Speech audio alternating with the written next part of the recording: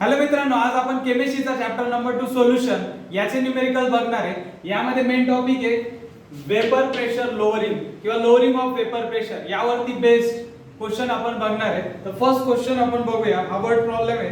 तर word problem मध्ये काय दिलेलं आहे, the vapour pressure of water at 20 degree Celsius is 17 millimetre of mercury.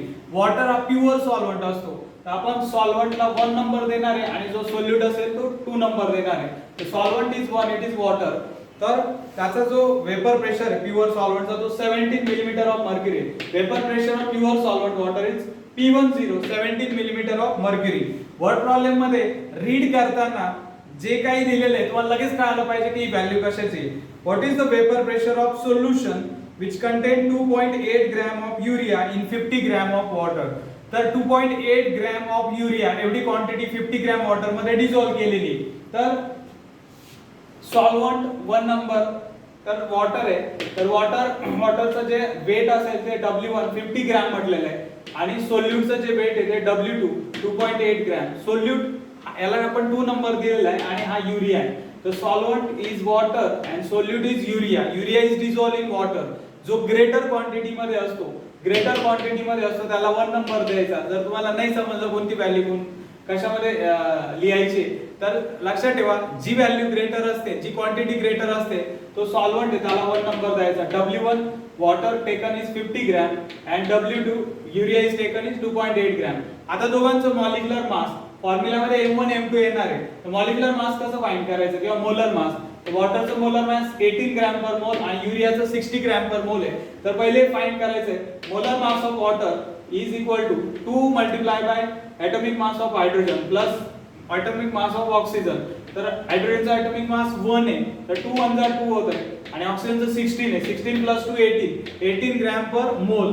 तर तुम्हाला इथे atomic mass माहिती पाहिजे, जे बेसिक एलिमेंट आहे carbon nitrogen hydrogen oxygen sulphur phosphorus, जे बेसिक एलिमेंट आहे यांचं atomic mass माहिती पाहिजे। Molar mass of NH2CO NH2 युरियाचा फॉर्म्युला आहे NH2 ग्रुप 2 टाइम्स आणि मध्ये CO लिंकेज असतो, मध्ये कार्बोनिक ग्रुप असतो। तर नायट्रोजन 1 2 2 आहे, 2 multiply bye nitrogen, hydrogen 2 plus 2 4 4 multiply by hydrogen plus 1 carbon 1 oxygen. प्रत्येकाचे ॲटॉमिक मास इथे सबस्टिट्यूट करायचं आहे।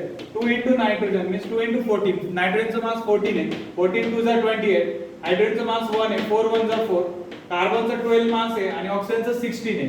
तर 28 प्लस 4 प्लस 12 प्लस 16 या सगळ्यांची ऍडिशन करायची आहे। तर ही जी ऍडिशन आहे ही येते 60 ग्रॅम पर मोल, म्हणून इथे आपण युरियाचं molecular mass 60 gram per mole आणि वॉटरचं 18 ग्रॅम पर मोल लिहिलेलं आहे। आता आपल्याला काय फाइंड करायचं आहे, vapour pressure of solution P। तर आपल्याला मेन गोष्ट काय फाइंड करायची आहे, vapour pressure of solution.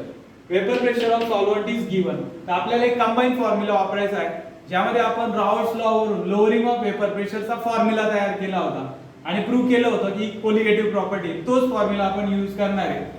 Solution P10 minus P upon P10, तर P10 minus P upon P10 is equal to W2 upon W1 M1 upon M2। आता दिलेले value accurately इथे सबस्टिट्यूट करायचे आहे। P10 0 जो लिहिलेला आहे तो प्युअर सॉल्व्हेंट साठी, इथे 17 आहे, इथे 17 आहे, 17 minus P upon 17। P हा कशासाठी, वेपर प्रेशर ऑफ सोल्युशन आहे।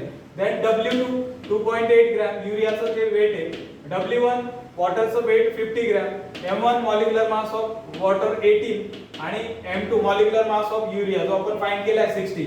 फॉर्म्युला जर लर्न असेल ना, बाकी फक्त बघून त्या व्हॅल्यू व्यवस्थित सबस्टिट्यूट करायचे आहे। आता 2 वेने हा प्रॉब्लेम सॉल्व्ह करता येतो। जर तुम्हाला खूप कॉम्प्लिकेटेड वाटतंय एखादा, जर तुम्हाला कॅल्क्युलेशन खूप मोठं वाटतंय तर इथे तुम्ही लॉगने सॉल्व्ह करू शकता, आणि जर तुम्हाला असं वाटतंय की हे इझी आहे, आपण अप्रॉक्सिमेटली पण कॅल्क्युलेशन करू शकतो, डिव्हिजन मल्टिप्लाय करता येईल, तर तुम्ही डायरेक्टली पण सॉल्व्ह करू शकता।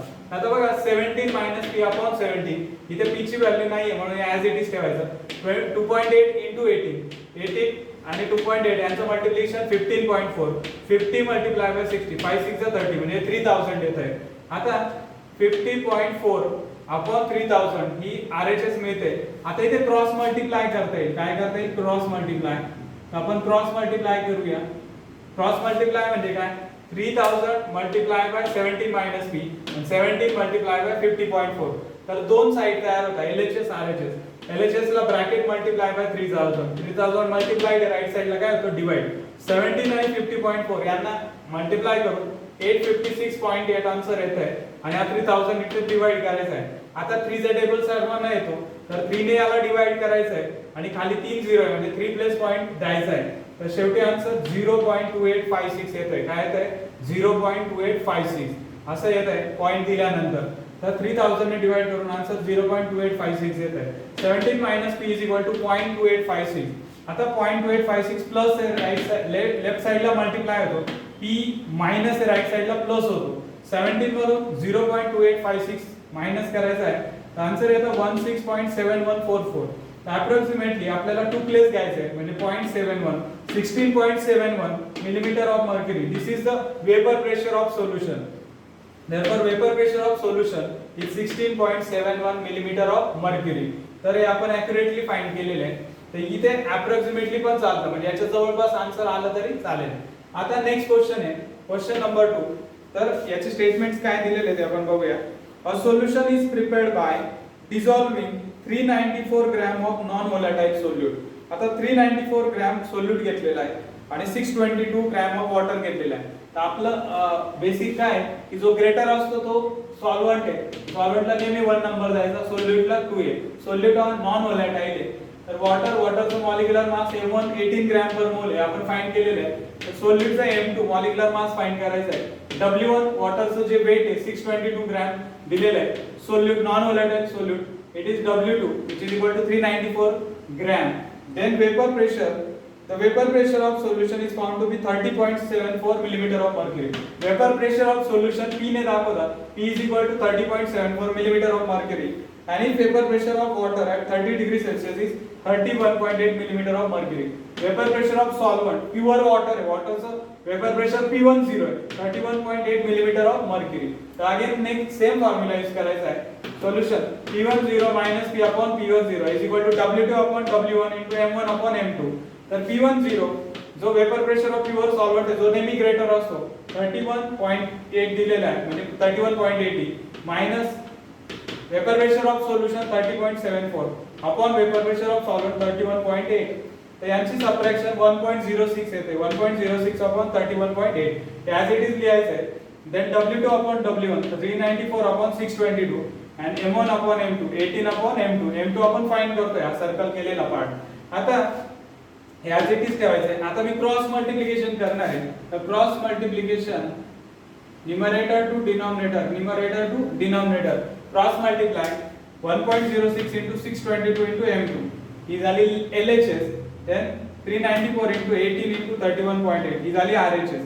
तर या दोन व्हॅल्यू लेफ्ट हँड साइडला आहे या शिफ्ट करायच्या राइट साइडला. हे मल्टिप्लाइड काय होतं divide. This value are multiplied get divide. हे डिवाइड होत आहे. मग आपण M2 साठी हा रेशो तयार झालेला आहे. तर न्यूमरेटरला 3 व्हॅल्यू डिनॉमिनेटरला 2 आहे. आता एक लक्षात घ्या की याच्या व्हॅल्यू 3 डिजिट आहे 3 डिजिट आहे आणि यांचं मल्टिप्लिकेशन खूप लार्ज येणार आहे. तर एवढं मल्टिप्लिकेशन करण्यापेक्षा आपण काय यूज करू इथे लॉग यूज करू कारण हे कॉम्प्लिकेटेड आहे. आपण याच टाइपच्या लॉगची प्रॅक्टिस केलेली. तर इथे आपण लॉग अप्लाय करतोय. M2 is equal to log of this calculation.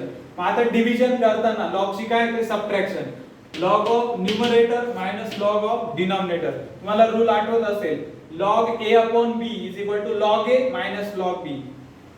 जर अपॉन मध्ये असेल log a minus log b numerator डिनॉमिनेटरचं काय होतं मायनस होतंय.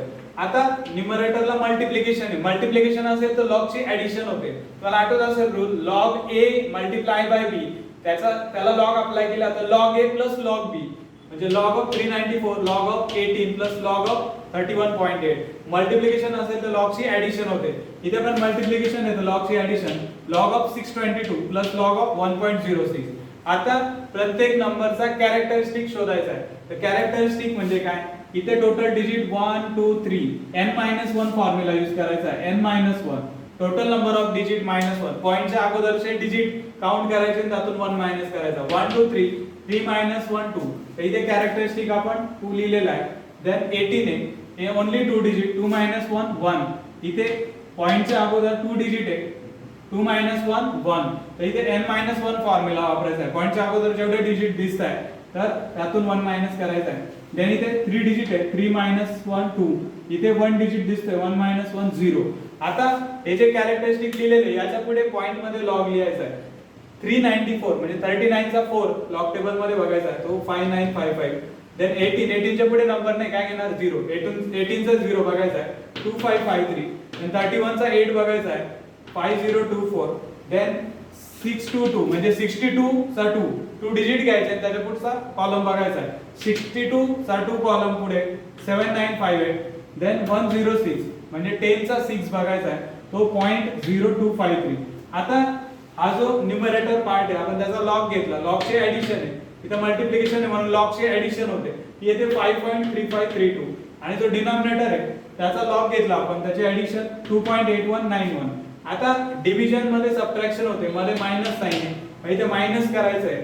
आता आपण लॉग घेतला होता, लॉग आपण घेतला होता, तर लॉग आपणच कॅन्सल करणार आहे. लॉगला कॅन्सल करण्यासाठी कोणतं फंक्शन आहे, अँटी लॉग. लॉगचं अँटी लॉग म्हणजे अपोजिट फंक्शन घ्यायचं आहे, अँटी लॉग ऑफ 2.5341. तर आता अँटी लॉगचं पेज नेक्स्ट पेज आहे, लॉगच्या पुढेच अँटी लॉगचं पेज असणार आहे. हा जो 2 आहे तो होतो 10⁻², आणि 0.53 चा 41, 0.53 चा काय 41 म्हणजे काय point, anti log of point मध्ये असतो. 0.53 चा 41 बघायचा आहे, 0.53 च्या पुढे 4 आणि 1 कॉलम दोन्ही नंबर ऍड करायचे, तो येतो 3421. तर लक्षात ठेवा, हा जर इंडेक्स आपण सेपरेट केलेला आहे, हा 2 10⁻² झाला, तर पॉइंट फर्स्ट डिजिट नंतर द्यायचा आहे, ते फर्स्ट डिजिट नंतर पॉइंट देतात. 10⁻² म्हणजे काय 100 ने मल्टिप्लाय केलाय आणि शेवटी 3 प्लेस पॉइंट दिलेला आहे, म्हणजे आन्सर येतो 342.1. therefore molecular mass किंवा molar mass of non volatile solute is 342.1 gram per mole. तर इथे तुमची लॉगची प्रॅक्टिस होणार आहे. कॉम्प्लिकेटेड इक्वेशन साठी आपण असंच करणार आहे, आणि जेव्हा प्रश्न एंट्रन्सचा असेल तर हाच पूर्ण जो पार्ट आहे आपण अप्रॉक्सिमेटली करणार आहे. अप्रॉक्सिमेशन 394 च्या जागेवर आपण 400, इथे 20 घेणार आहे, इथे 620 घेणार आहे, इथे 32 आणि इथे 1 घ्यायचा आहे, आणि अप्रॉक्सिमेटली कॅल्क्युलेट करायचं आहे. बरोबर याच्या जवळपास काय येणार आहे, आन्सर येणार आहे. पण सध्या बोर्ड साठी आपण प्रिपेअर करतोय, तर बोर्ड साठी स्टेप वाईज लिहायचं असतं, कारण हा जो क्वेश्चन आहे याचं वेटेज आहे 3 मार्क्स. 3 मार्क्सला हा न्यूमेरिकल विचारलेला गेलेला आहे. तर 3 मार्क्सला एका स्टेप मध्ये तुम्हाला मार्क्स मिळणार नाहीये. 3 मार्क्स साठी एवढे स्टेप तुम्हाला लिहावे लागतील, ऍक्युरेट आन्सर दाखवावं लागेल. लॉगने ऍक्युरेट आन्सर येतं, म्हणून सहसा बोर्डला आपण लॉग यूज करणार आहे, आणि एंट्रन्सला आपण शॉर्टकट अप्रॉक्सिमेशन मेथड काय करणार आहे, यूज करणार आहे. Next question number 3. हा क्वेश्चन मार्च 2016 ला 3 मार्क्सला विचारला गेला आहे. तर यामध्ये बघा काय इन्फॉर्मेशन दिलेली. The vapour pressure of pure benzene is 640 millimetre of mercury. Pure benzene म्हटलेलं आहे, बेन्झीन हा सॉल्व्हंट असतो, बेन्झीन हा सॉल्व्हंट आहे, तर त्याचं जे काही वेपर प्रेशर आहे प्युअर बेन्झीनचा तो 640 मिलीमीटर ऑफ मर्क्युरी आहे. तर आपण P10 घेणार आहे. P10 is 640 millimeter of mercury. If 2.175 into 10⁻³ kilogram of non volatile solute. हा जो नॉन व्होलेटाइल सोल्यूट आहे, सोल्यूटला 2 नंबर, जो ग्रेटर असतो तो सॉल्व्हंट आणि जो स्मॉलर असतो तो काय सोल्यूट आहे. तर सॉल्व्हंट 39 ग्रॅम दिलेला आहे, बेन्झीनचं जे काही वेट आहे ते 39 ग्रॅम आहे, आणि सोल्यूट जो दिलेला आहे नॉन व्होलेटाइल तो 2.175 into 10⁻³ किलोग्रॅम आहे. किलोग्रॅमचं काय करायचं ग्रॅम, तर याला 1000 ने मल्टिप्लाय करायचं आहे. 1000 म्हणजे 10⁻³. तर हे 3 - 3 इंडायसेसची सबट्रॅक्शन, 3 - 3 0, 10⁻0 म्हणजे काय होतोय 1 होतोय. तर W2 = 2.175 ग्रॅम होतंय.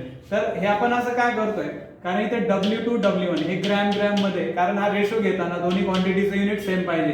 M1 M2 हे मोलर मास ग्रॅम पर मोल मध्ये असतात, तर या क्वांटिटीचे युनिट सेम पाहिजे. हा जर ग्रॅम मध्ये तर आपण ग्रॅम मध्ये पाहिजे, म्हणून आपण कन्वर्जन करून घेतलंय. कारण रेशोला युनिट नसतात आणि दोन्ही क्वांटिटीचे, कारण दोन्ही क्वांटिटीचं जे काही युनिट आहे ते कॅन्सल होत असतात.